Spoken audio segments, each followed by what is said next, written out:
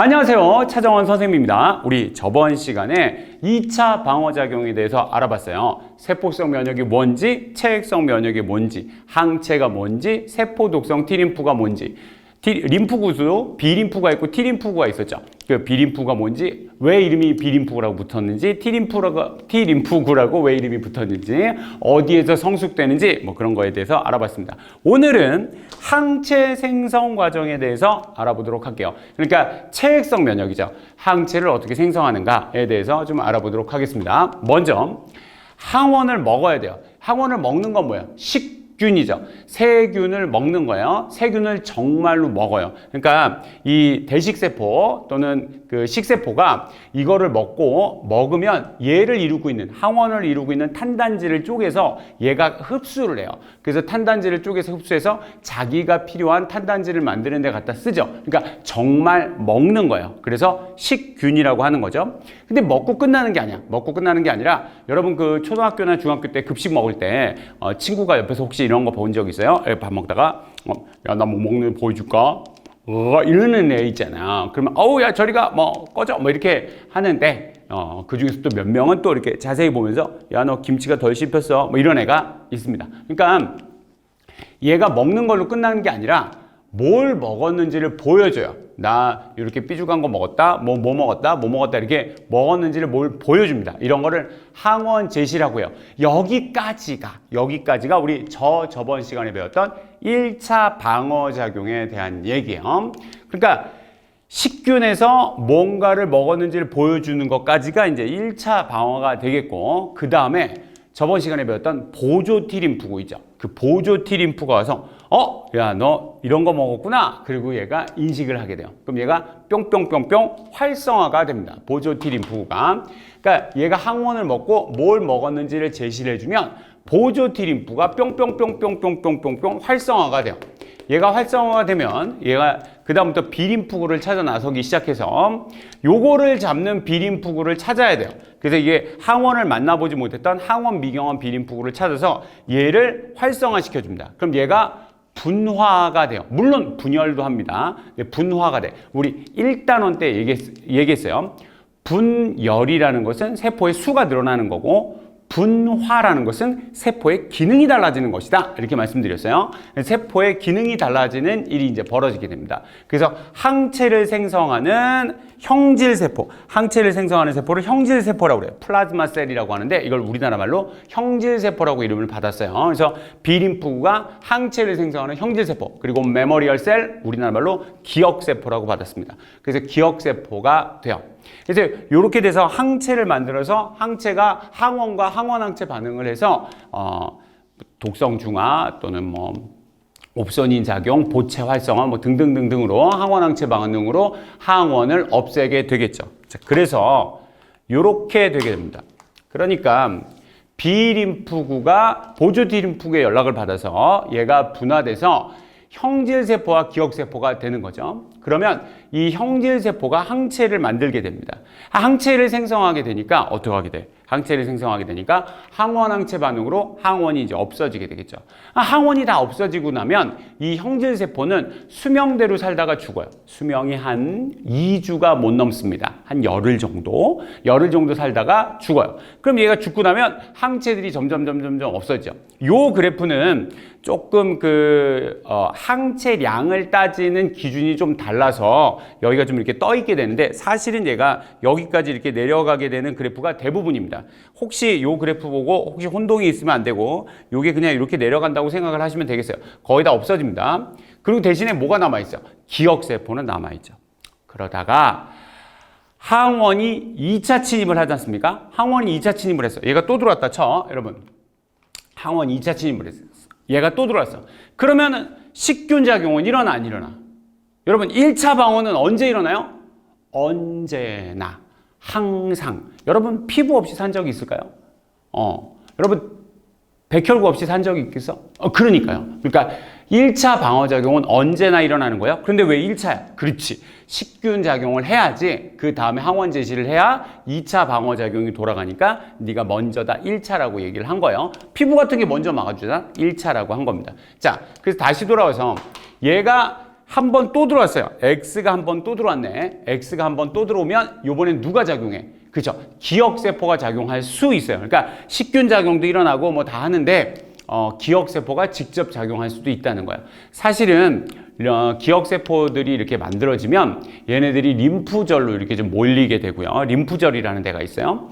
거기에 이제 수지상세포 같은 세포가 와서 이 항원을 가져다가 기억세포랑 이렇게 맞춰보는 뭐 그런 작용이 있어서 이게 굉장히 빠르게 돼요. 굉장히 빠르게 돼서 기억세포가 빠바바바바바 작동을 해서 기억세포가 형질세포를 생성하게 됩니다. 이때 만들어지는 형질세포는 이때 처음에 만들어지는 형질세포보다 보시면 알겠죠? 더 많이, 더 빨리 만들어져서 항체를 와 만들게 되니까 우리가 아플 틈이 없어요. 사실은 우리가 언제 아픈 거냐면 요때 동안 아픈 거거든요. 항체가 제대로 만들어지지 않을 동안에 아픈 거예요.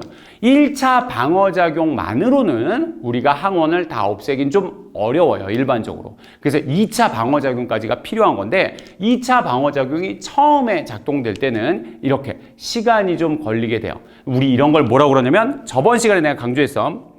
우리 이런 걸 뭐라고 그러냐면 1차 면역이라고 합니다. 1차 면역이라고 하고 그 다음에 항원이 또 들어와서 와우 작동해서 우리가 아플 틈이 없게 되는 거 이런 걸 2차 면역이라고 해요.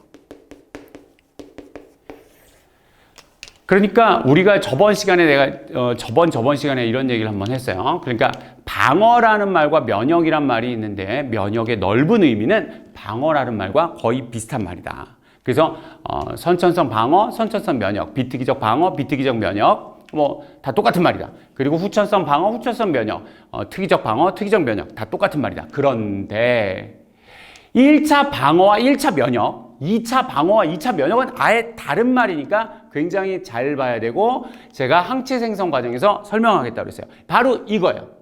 그러니까 1차 면역, 2차 면역은 다 어디에 들어가는 거야? 그렇지. 2차 방어작용에 다 들어가는 거예요. 그럼 2차 방어작용에서도 특히나 여기는 그럼 기억세포가 없는 거고 기억세포가 있는 거냐? 그건 아니죠. 왜 그건 아니야? 그렇지. 여기도 기억세포는 생겼어요. 생각을 해봅시다. 항체가 생성됐다는 것은 형질세포가 있다는 거야, 없다는 거야? 형질세포가 있다는 거죠. 형질세포가 생겼으면 그 다음에 기억세포 생겼겠어, 안 생겼겠어? 동시에 생겼겠죠. 그러니까 기억세포는 있어요. 그런데 그 기억세포가 작용을 하질 않은 거죠. 그러니까 1차 면역과 2차 면역은 기억세포의 활동 유무죠. 기억세포가 활동했냐 안 했냐의 차이예요. 그러면 여기 또 한 번 또 들어와요, X가. 그러면 3차 면역 또 들어오면 4차 면역, 5차 면역, 무한대차? 그딴 건 없어요. 자, 그 다음에 기억세포가 작용하면 다 2차 면역이에요. 그 다음부터는 다 2차 면역이라는 거. 자, 기억세포가 활동하면 2차 면역이 되겠습니다. 그럼 여기서 우리가 좁은 의미의 면역이라는 게 뭐냐면 2차 면역을 얘기하는 거예요. 나 옛날에 수두에 걸린 적이 있어. 그래서 수두에 대한 기억세포가 생겼기 때문에 나 더 이상 수두에 걸리지 않아. 수두에 대한 2차 면역이 생겼다는 거죠. 그러면 내가 수두에 대한 면역 능력이 생겼으니까 코로나도 때려잡고 홍역도 때려잡고 에이즈도 때려잡고 독감도 때려잡고 이럴 수 있나? 그거는 안 되죠. 나는 수두에 대한 면역 능력만 있어서 수두만 잡지 다른 건 잡을 수가 없어요. 그래서 우리가 2차 방어작용을 뭐라고 그래요? 특이적 면역이라고 하죠. 나 특정하게 그 병원체에 대해서만 방어 능력이 생겼지. 다른 거는 잡을 수가 없다는 거예요. 그러니까 여기 Y가 들어왔어. Y가 들어오면 그 다음에 Y에 대해서는 어떻게 생겨요? 그렇지. 1차 면역이 생기는 거죠. Y에 대해서는. 내가 X에 대한 면역 능력이 생겼다고 해서 Y에 대한 면역 능력도 자라나는 건 아니죠. 그래서 특정하게 그거에만 작용을 하겠다. 그래서 2차 방어적. 이거는 세포 독성 T림프구도 마찬가지예요. 다른 거에 감염된 건 그 세포 독성 T림프가 못 잡고 X에 감염된 애만 잡는 거예요. 그래서 그 세포 독성 T림프구도 특이적 면역에 들어가게 되겠습니다. 그래서 얘네들이 다 독특하게 그것만 잡지 다른 건 잡을 수가 없다는 것이 일반적인 얘기가 되겠습니다. 그래서 이제 이렇게 작용을 하게 되겠어요. 그래서 요거에 대한 얘기를 조금 더 해볼게요. 이제 먼저 여기서 이제 시험에 잘 나오는 표현 중에 하나가 뭐냐면 기억세포는 형질세포가 될 수 있습니다. 그렇죠. 그런데 형질세포는 기억세포가 될 수 없어요. 그거 되게 많이 나옵니다. 다시 한번. 기억세포는 형질세포가 될 수 있는데 형질세포는 기억세포가 될 수가 없습니다. 형질세포는 각각 수명대로 살다가 죽는 거예요. 요거를 다시 한번 정리해보면 대식세포가 세균을 먹었어요. 식균했죠. 먹고 나서 세균의 조각을 제시했다는 게 뭐냐면 항원을 제시했다 이렇게 받아들이죠. 사실은 에피톱을 제시한 거예요. 옛날에 얘기했던 거 기억나죠? 에피톱을 제시한 건데 교과서에 항원 제시라고 써 있어요. 항원을 제시하면 보조 T림프가 가서 인식을 해서 얘가 뿅뿅뿅뿅뿅뿅 활성화가 되겠죠. 그럼 이 보조 T림프가 B림프구한테 연락을 해줘서 항원을 만나보지 못했던 B림프구가 분화되기 시작합니다. 기능이 달라지는 거죠. 분화가 돼서 기억세포와 형질세포가 돼서 형질세포가 항체를 붕붕붕붕 만들어서 항원을 항원항체 반응으로 잡아버리게 되겠습니다. 이렇게 있게 되는 게 여기가 이제 1차 방어, 1차 면역이 되겠죠. 그리고 이렇게 있다. 이제 더 이상 뭐 형질세포 있을 필요 없고 항체 없어지겠습니다. 그러다가 X가 한번 이 세균이 또 들어왔어요. 2차 침입했네. 2차 침입하면 그 다음에 2차 면역이 작용해서 누가 작용해야 돼? 그치. 기억세포가 분화되기 시작합니다. 그래서 뭐가 돼요? 형질세포와 기억세포가 되는 거죠. 이때 만들어지는 형질세포는 이때 만들어지는 형질세포보다 더 빨리, 더 많이 쫙 분화되니까 더 이상 우리가 그 병에 대해서 아플 일이 없겠다. 좁은 의미의 면역. 우리가 그거에 대해서 알게 되겠다는 겁니다. 여러분, 제가 수두에 대해서 면역 능력이 생겼을 때는 태어나면서부터 갖고 있었던 거예요? 아니죠. 선천성이 아니에요. 살면서 얻게 되었죠. 그래서 이거를 후천성 면역이라고 하는 겁니다. 이해되시겠죠? 이렇게 작용을 하게 되겠습니다. 문제에 대한 얘기를 조금 더 해볼게요. 얘가 X에 대해서 얘가 벌써 여기가 2차 면역이 일어난 거예요. 그러니까 A와 B가 침입했다는데 항원 A에 대한 항체가 여기에 항체 동그라미 A거든요. 원래 문제에서 뽑아내왔습니다. 이거 어떻게 하냐고 하는 거냐면 문제에 써 있었어. 자, 항원 B에 대한 항체는 이제 항체 B예요. 근데 얘가 이미 이전에 한번 감염된 적이 있나 봐. 그래서 얘가 2차 면역이 작동된다는 걸 알 수 있겠죠. 그러니까 여기 들어오는 건 얘가 이렇게 들어온 거죠. 기억세포를 작동한 거예요. 그래서 형질세포가 이때보다 더 빨리 더 많이 왁 일어나서 쫙 이렇게 일어났고요. 그 다음에 A가 또 들어오니까 3차 면역은 아니고 또 2차 면역이 일어나서 기존에 있었던 항체랑 새로 만들어진 항체가 이제 합쳐진 겁니다. 그래서 이렇게 더 많아진 거죠. 혹시 코로나의 뭐 3차 부스터, 4차 부스터 뭐 이런 거 들어보셨습니까? 60세 이상이신 분들은 독감으로도 돌아가실 수가 있어요. 물론 오미크론 변이가 독감보다 치사량이 떨어졌지만 그럼에도 불구하고 이제 나이가 많으신 분들은 항체 역가라고 그러는데 이런 면역 능력이 떨어져서 그 다른 이 치사율이 낮은 그 병원체에 의해서도 돌아가실 수가 있기 때문에 백신을 더 맞아서 이 항체 역가를 더 올려놓으라는 얘기예요. 그래서 그게 부스터라고 얘기를 한 겁니다. 그거를. 그래서 이렇게 항체 역가를 올려서 코로나에 걸리셔도 혹시 돌아가시지 않도록 이렇게 면역 능력을 올려놔라. 뭐 이런 얘기가 되겠죠. 그런데 제가 여기 잠깐만 보시면 이제 요 얘기를 하려고 이 그래프를 보라고 한 건데 B에 대해서는요. 계속 뭐가 생겨요? 그렇죠. 1차 면역만 생겨요. B에 대해서는. 왜 1차 면역만 생길까요? 그렇죠. 얘는 기억세포가 생기질 않는 거예요. 선생님, 그러면 여기 형질세포가 만들어질 때 기억세포가 안 생길 수도 있나요? 네, 안 생길 수도 있어요. 근데 그게 일반적일까요? 좀 특수할까요? 맞아요. 좀 특수한 상황이에요. 그리고 사실은 이 기억세포가 안 생길 수도 있는 것이 사람마다 좀 다를 수도 있고 그러니까 그 항원마다 좀 다를 수도 있어요. 그러니까 우리가 어떤 그 백신은 제가 다음 시간에 얘기할 건데 어떤 그 항원을 내 몸에 들어왔다고 해서 모든 항원에 대해서 다 기억세포가 생기는 것만은 아니에요. 다른 사람은 기억세포가 생겼는데 내 몸에는 기억세포가 안 생길 수도 있어요. 그런데 이게 일반적이지 않기 때문에 이거에 대한 기억세포가 생기지 않는 거면 뭘 줘야 돼? 그렇죠. 이런 자료를 주고 얘기를 해야 돼요. 이런 자료가 없는데, 야, B에 대해서 이때 주면 2차 면역이 일어났다는 것을 일반적으로 맞게 하셔야 돼요. 자료를 주면, 얘는 독특하게 B에 대해서 기억세포가 생기는 게 아니구나. 그때서야 생각을 하셔야 돼요. 다시 한번 볼게요. 무슨 말인지 혹시 모르실 수도 있기 때문에 이런 문제를 한번 보겠습니다. 그러니까 백신 X라는 게 이 문제, 여기에 이제 A, B, C가 다 여기 들어와 있어요. 그러니까 항원 A, B, C가 다 들어와 있어. 항원 A, B, C가 다 들어왔는데 항체 A는 A를 잡는 거, 항체 B는 B를 잡는 거, 항체 C는 C를 잡는 거예요. 위에 문제에 써 있었어요. 자, 그러면 얘가 항체 A가 쫙 올라갔잖아요. 왜 올라갔겠어? 그렇죠. 얘는 이전에 A를 잡아본 적이 있나 보죠. 그러니까 요거는 2차 면역이 일어났어요. 다시 한번 말씀드리는데 2차 면역, 2차 방어 헷갈리면 안 돼요. 예. 그 다음에 항체 B하고 항체 C는 얘가 처음 들어온 것 같죠?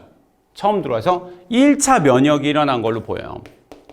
이렇게 보셔야지 선생님 이 사람이 그 전에 B와 C가 들어왔지만 기억세포가 잘 생기지 않아서 이게 이렇게 된 건지 어떻게 알아요? 그러니까 그 1차 면역이긴 한데 얘가 처음 들어온 게 아니라 두 번째, 세 번째 들어왔을 수도 있잖아요. 기억세포가 잘 안 생겨서. 물론 그럴 수도 있어요. 근데 그런 말이 여기 없잖아요. 특수한 자료가 없잖아요. 그러면 일반적으로 생각을 하시는 거예요. 그래서 얘가 처음 들어왔고 이때 기억세포가 생겼겠구나. 그래서 이 구간에 이 B와 C에 대한 기억세포도 생겼겠구나. 이렇게 생각을 하셔야지 선생님 얘가 안 생길 수도 있잖아요. 이렇게 생각을 하시면 문제를 못 푼단 말입니다. 다시 한번 대부분 형질세포와 기억세포가 생겨요. 그런데 안 생길 수도 있어요. 안 생기면 안 생긴다는 이런 독특한 자료를 줘야 돼요. 독특한 자료를 줘야지. 이런 자료가 없을 때는 기억세포가 여기에 B와 C에 대한 기억세포도 여기에 생겼겠구나. 이렇게 생각을 하시는 것이 일반적이란 말입니다.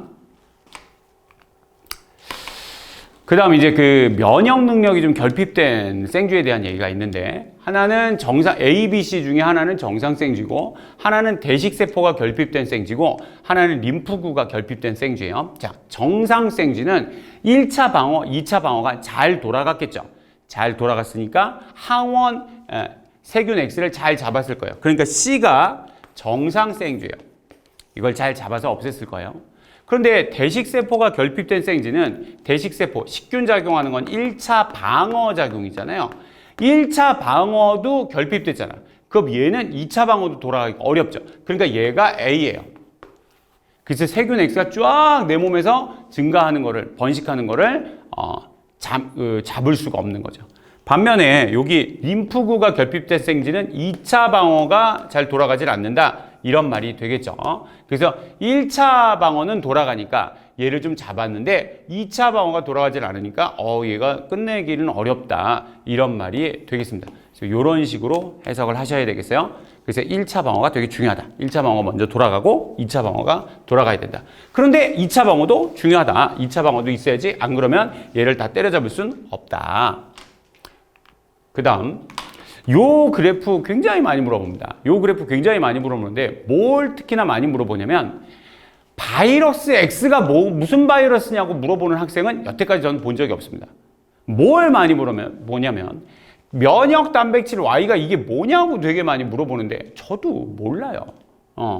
여러분 바이러스 X는 뭘까요? 어떤 바이러스일까요? 무슨 바이러스일까요? 무슨 병을 일으키는 바이러스일까요? 여러분이 알아? 출제자도 생각 안 했을걸? 그렇죠. 그런데 면역 단백질 Y도 마찬가지예요. 항체도 면역 단백질이고요. 눈물, 침, 땀에 있는 라이소자임도 면역 단백질이고 보체도 면역 단백질이고 우리 몸에 방어작용에 작동하는 모든 단백질을 다 면역 단백질이라고 해요. 그 중에 하나를 얘기를 한 거예요. 면역 단백질 Y가 뭔지 저도 잘 모르겠어요. 아마 이 출제자가 본 어떤 논문이 있겠죠? 논문에 있는 어떤 면역 단백질일 텐데 저도 잘 모르겠어요. 이건 그걸 물어본 게 아니에요. 면역 단백질 Y가 뭐냐라고 물어보아야 알아야만 풀 수 있는 문제가 아니라 여기 보시면 항체가 6일 정도가 지나야 생겨요. 그러니까 우리가 제가 이도 동안 좀 아픈 거라고 말씀을 드렸는데 6일 정도가 좀 지나야 2차 방어가 돌아가기 시작한다는 얘기를 하는 거예요. 그럼 얘는 이틀 만에 바이러스 X가 쫙 증식했을 때 같이 따라 올라가는 면역 단백질 Y는 1차 방어에 쓰이는 애냐, 2차 방어에 쓰이는 애냐라고 물어본 거예요. 그럼 얘는 언제 쓰이는 거예요? 초기에 작동 쫙 하는 것 같으니까. 그렇지. 1차 방어에 필요한 애인가 보다 라고 생각을 할 수가 있는 거예요. 그래서 면역 단백질 Y는 비특이적으로 작동하는 걸까요? 특이적으로 작동하는 걸까요? 그렇죠. 이 문제의 답이 비특이적으로 작동한다는 거, 그것만 아시면 되는 거예요. 면역 단백질 Y가 뭔지 저도 모르고 그거를 신경 쓰란 문제가 아닙니다. 아시겠죠? 그 다음, 요게 끝이군요. 이렇게 해서 우리가 항체 생성에 대해서 알아봤어요. 우리 다음 시간에는 2차 면역을 우리가 일으켜주자. 그러니까 1차 면역을 일으켜주면 2차 면역은 자동으로 돌아가서 우리가 아프지 않겠냐라는 백신에 대해서 좀 알아보도록 하겠습니다. 여러분, 오늘도 수고했습니다. 차정원이었습니다.